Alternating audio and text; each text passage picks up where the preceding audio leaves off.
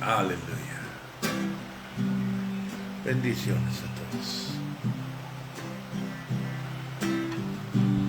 Aquí estamos delante de ti, Señor. Aquí estamos listos y preparados para lo que venga. No importa cuál sea la circunstancia o la situación que se presente. Estamos listos y preparados. Al estar ante ti, adorando frente al mar de cristal, entre la multitud, en asombro allí me habré de postrar y mi canto uniré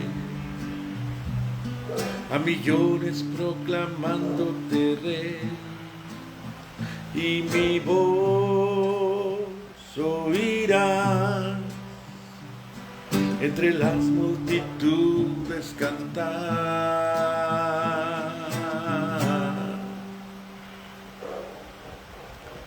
Digno es el Cordero de Dios, el que fue inmolado en la cruz, digno de la honra y el poder, la sabiduría suya es, y al que está en el trono sea el honor. Santo, santo, santo es el Señor, reina por los siglos con poder. Todo lo que existe es por Él.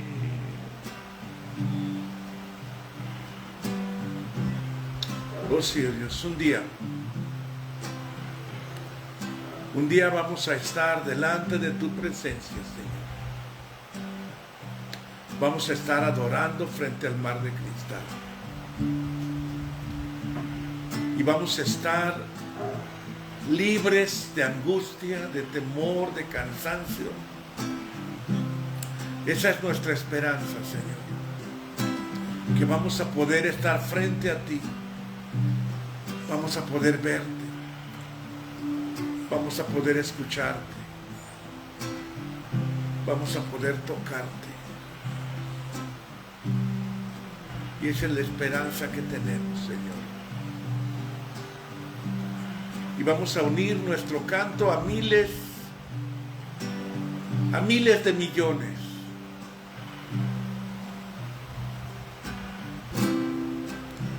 Al estar ante ti,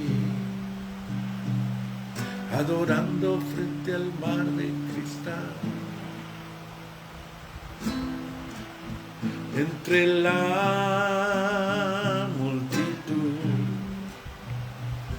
en asombro allí me habré de postrar y mi canto uniré a millones proclamándote Rey, y mi voz oirás entre las multitudes cantar.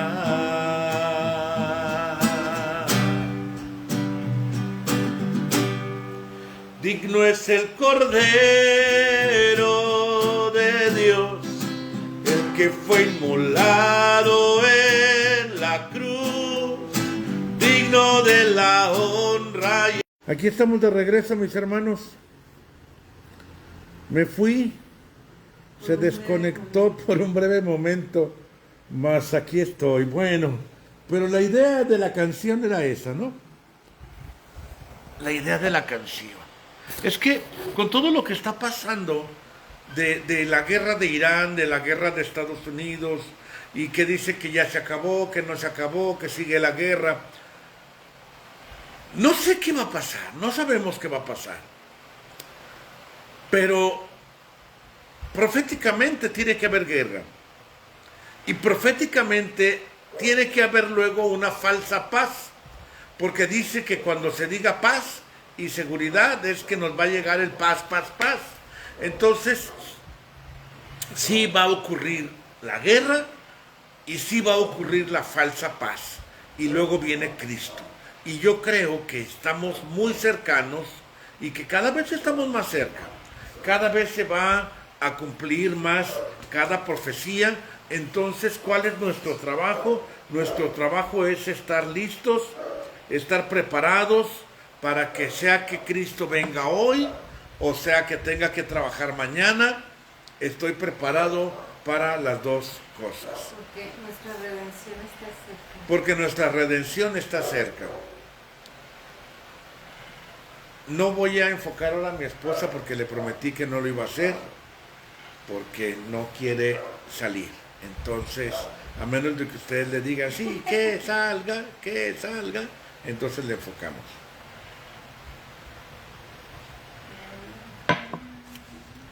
A ver, ¿dónde estamos?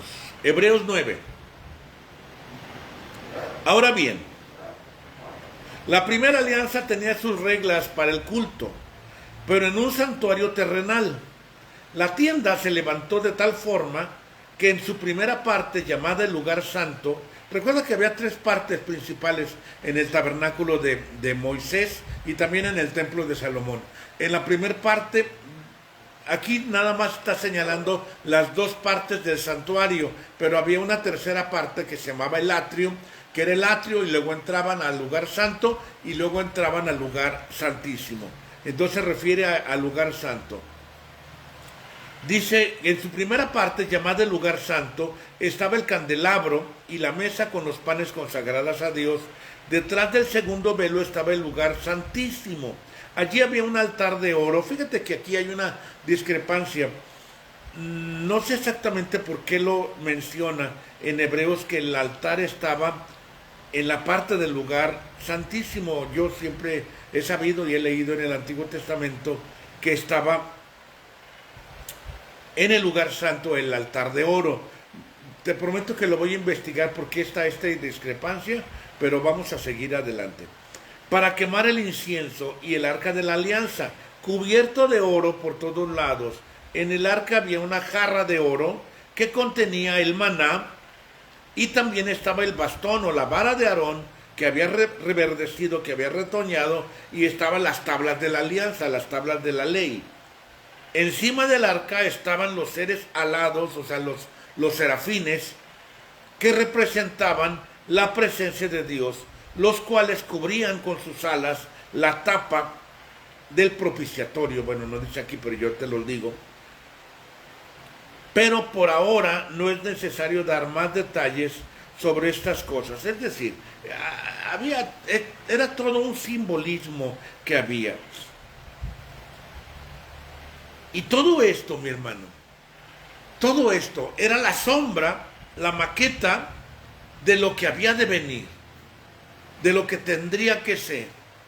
Y que Cristo fue el que cumplió todo el ritual para poder entrar al lugar santísimo y para poder abrirnos camino para entrar en la presencia de Dios. Ese es el trabajo del sumo sacerdote. El sumo sacerdote es llevarnos en forma representativa, es llevarnos, introducirnos hasta el lugar santísimo. ¿Por qué en el lugar santísimo tenemos que estar? Porque el lugar santísimo es la plenitud de la vida. Es en la presencia de Dios, decía el salmista David. En tu presencia hay plenitud de vida. Entonces, esa es la parte más majestuosa de la vida. Por eso Jesús prometió que nos iba a dar vida y que nos iba a dar vida en abundancia. ¿Cuándo llega la vida en abundancia? La vida en abundancia no llega cuando aceptas a Cristo solamente. Fíjate, te voy a decir esto que es bien importante. La vida cristiana no la recibes únicamente por recibir a Cristo. Porque recibir a Cristo es la primer parte del tabernáculo de Moisés, que era el altar de los sacrificios. Tienes que avanzar en la vida cristiana para introducirte al lugar santísimo donde hay plenitud. Donde hay plenitud. Cuando tienes la conciencia plena de quién eres. Tienes la conciencia plena de tu identidad. Tienes la conciencia plena de que ya eres hijo de Dios y que como tal debes de vivir. Entonces es todo el recorrido. Es como pensar que un bebé no puede tener una vida plena. La vida plena llega a los 30, a los 35 años, como Jesús a los 33. Me preguntaba mi hija hace unos días, dice, papá, ¿tú a los cuántos años dejaste de morirte de hambre? No, hija, pues ya grande, como a los 40 años, a los 35. ¿Por qué? Porque no alcanzas la plenitud del desarrollo de tu vida a los 10, ni a los 15, ni a los 20. No eres independiente, no eres autosuficiente, no eres pleno. Así, cuando estás recién nacido en Cristo, no estás viviendo en plenitud. ¿Qué es lo que tiene que pasar? Tiene que haber conciencia de quién eres.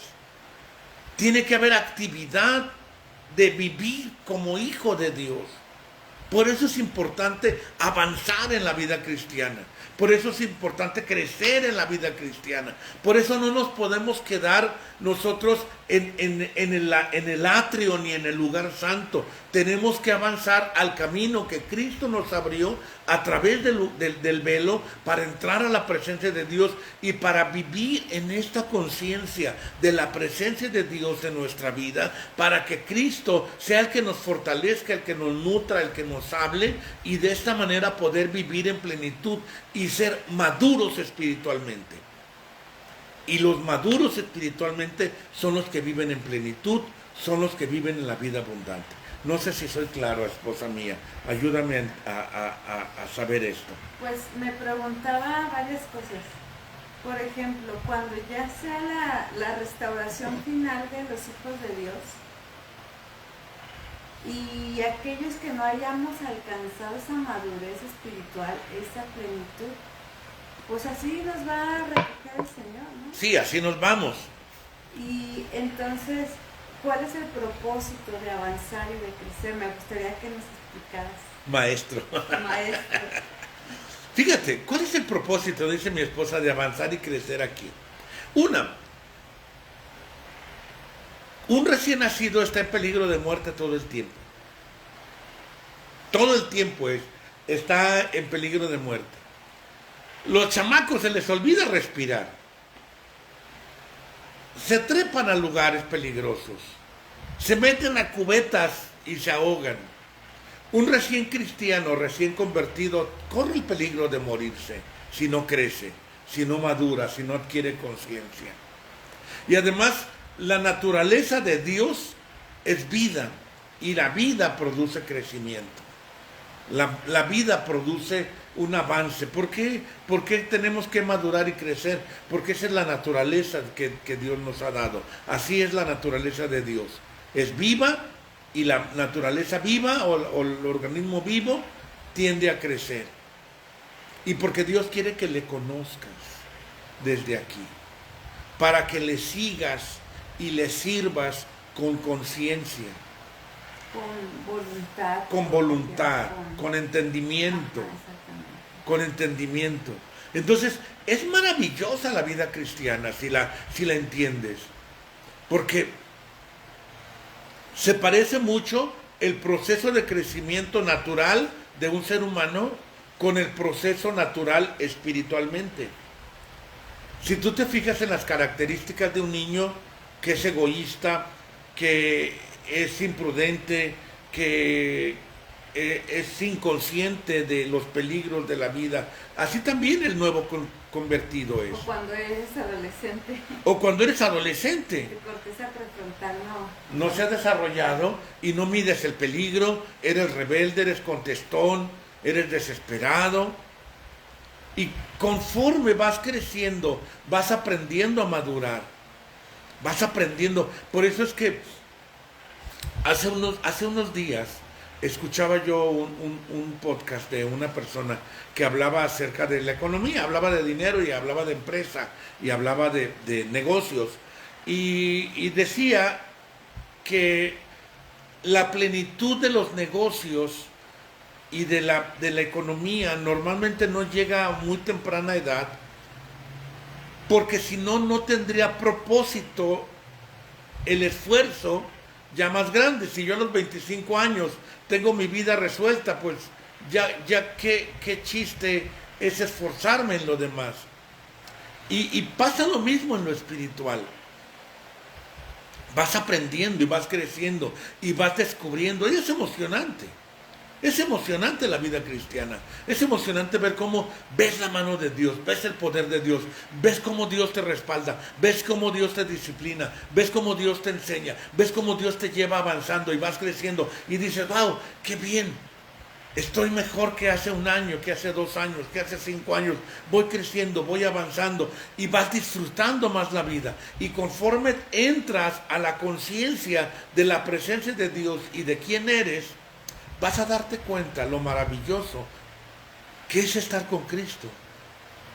De verdad, yo crecí con una enseñanza de decir que la vida cristiana era difícil y utilizaban la puerta angosta, el camino angosto, que es difícil, pocos son los que la hallan, y ahí vamos sufriendo. De hecho, hay una canción cuando yo era niño que cantábamos que decía, no es fácil caminar, no es fácil caminar, no es fácil el camino que conduce al cielo.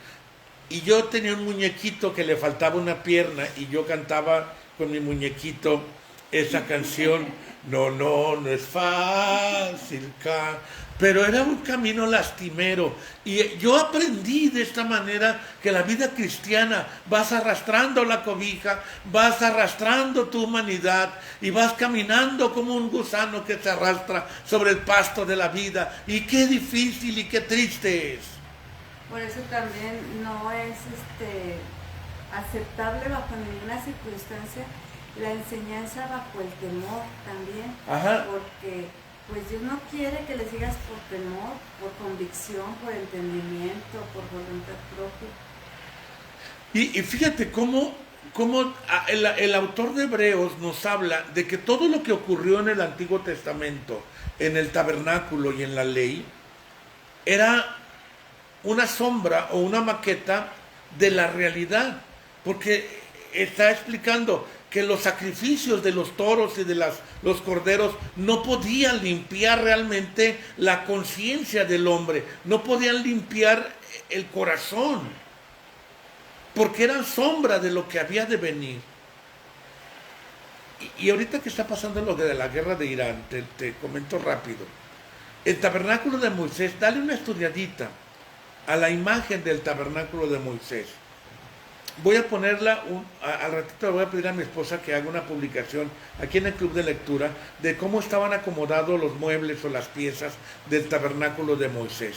Porque todo es una profecía de la restauración de la iglesia. Fíjate, la restauración de la iglesia primitiva, la iglesia apostólica, se degradó, cayó.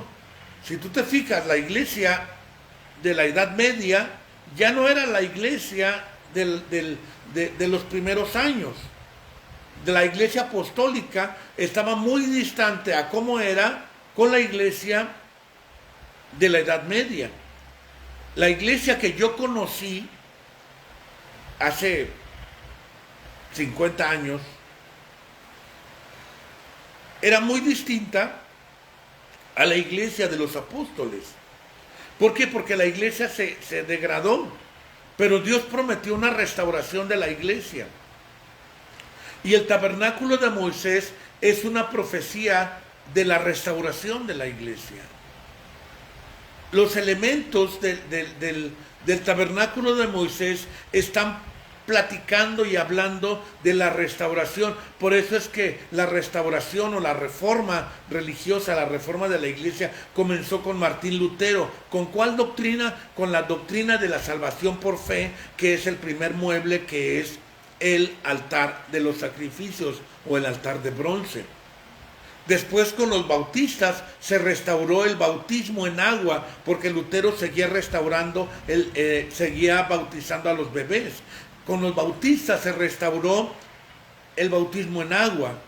Después, con los pentecostales, se restauró los dones del Espíritu Santo y la llenura del Espíritu Santo, que es el candelabro de oro.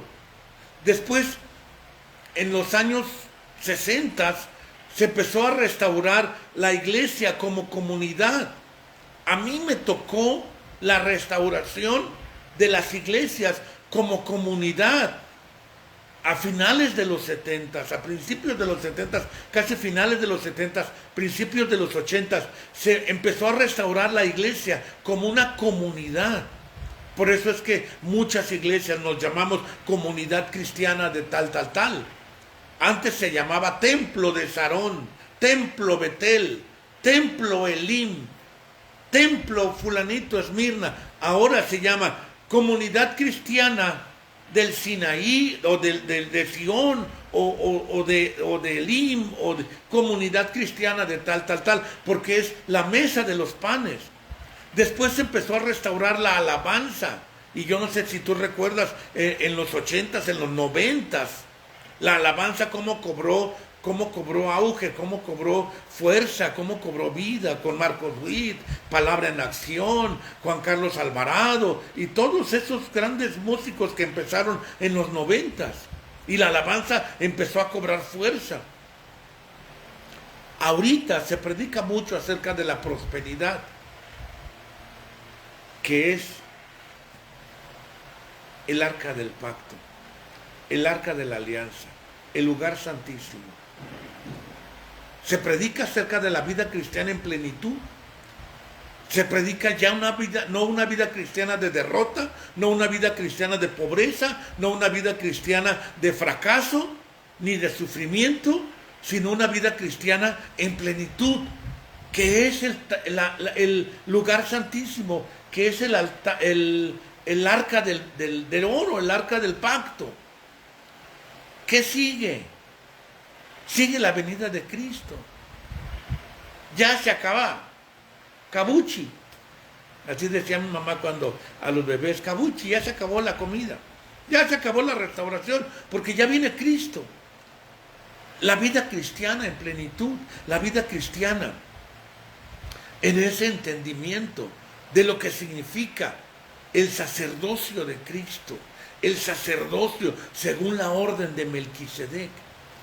Y fíjate cómo en el capítulo 10 el autor está hablando acerca de cómo es importante permanecer en esta convicción y en este entendimiento.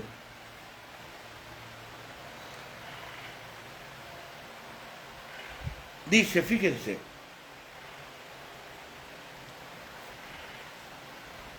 versículo 22, capítulo 10, 22.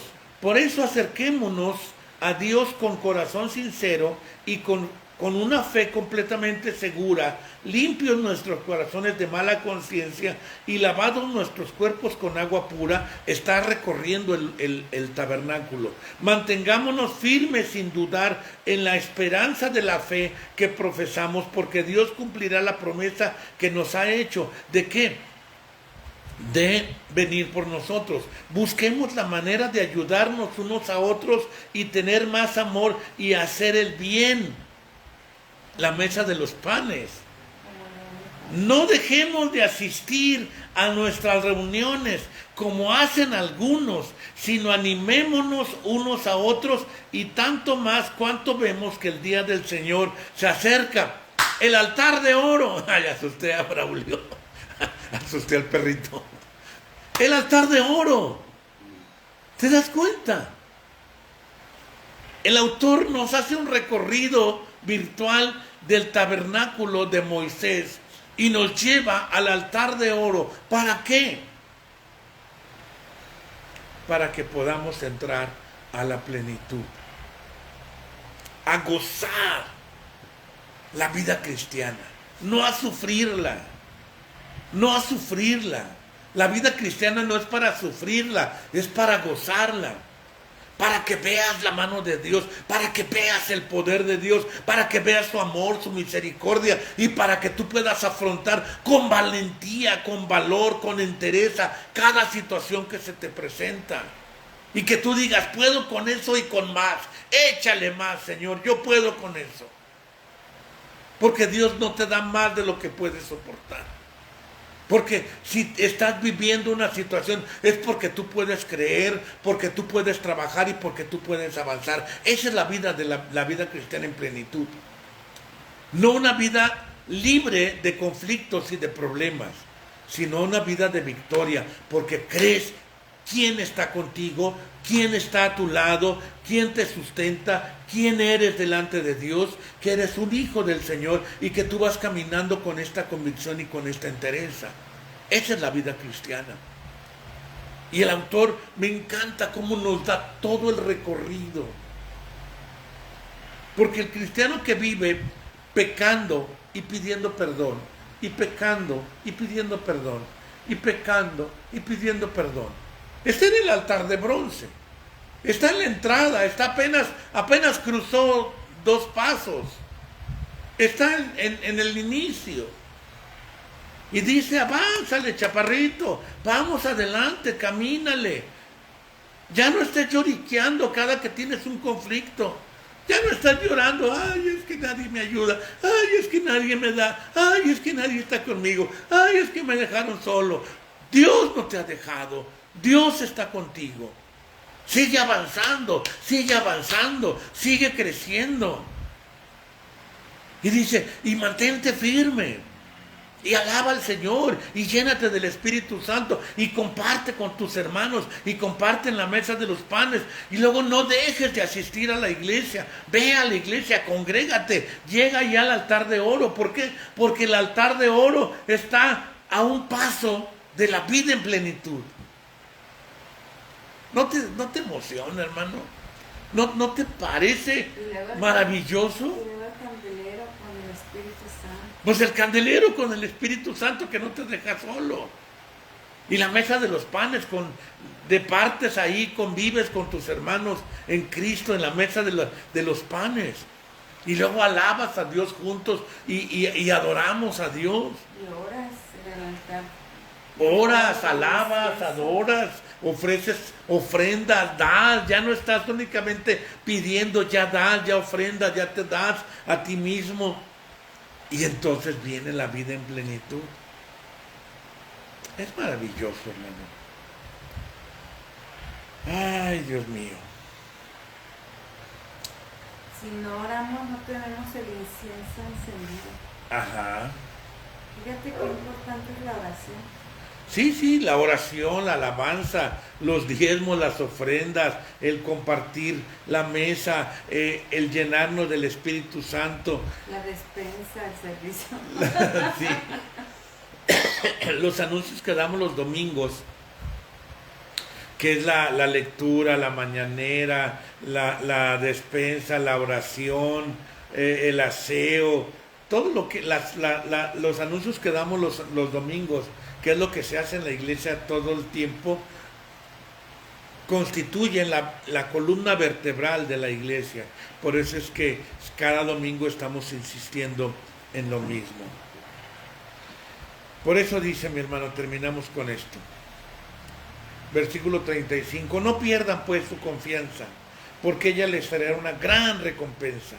Ustedes necesitan tener fortaleza en el sufrimiento también, para hacer la voluntad de Dios y recibir así lo que ha prometido. O sea, en los conflictos, en los problemas, en el sufrimiento, tienes que permanecer.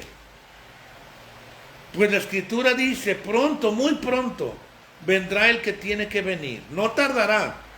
Mi justo por la fe vivirá. Pero si se vuelve atrás, no estaré contento con él. Y nosotros no somos de los que se vuelven atrás, y van a condenación, sino de los que alcanzan la salvación porque tienen fe. Ay, ay, ay. Qué emocionante es la palabra. Qué emocionante es la palabra. Yo te animo para que no dejes de congregarte, para que no dejes de alabar, para que no dejes de orar, no dejes de leer, no dejes de llenarte del Espíritu Santo cada día, de creer. Y vas a ver cómo es emocionante la vida cristiana. Amén. Dios nos bendiga a todos en este día. Ahí echan una oradita por mí. Hoy salgo afuera. Regreso hoy mismo, pero ya regreso tardecito. Ahí le echan una oradita por mí para que pueda ir y regresar. Las clases de hoy no. Sí, eso lo anunciamos ya en el WhatsApp. Sale, nos vemos el jueves, no se les voy a olvidar ir. Bendiciones.